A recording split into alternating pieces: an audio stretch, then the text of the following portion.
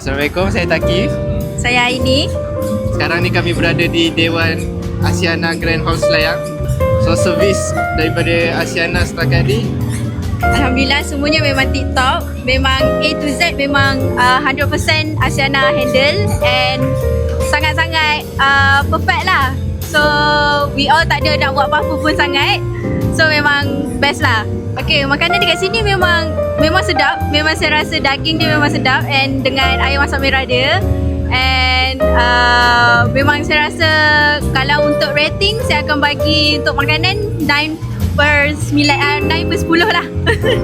decoration untuk majlis ni sangat menarik lah daripada kakak saya buat sebelum ni. Sebab ni dekor baru, so saya impress. Kakak saya dulu buat sini juga. Sebab proses dia dari A sampai Z ni dia guide lah. So senang. So pengantin ni just follow flow je. Yes, that's why kita orang repeat balik lah.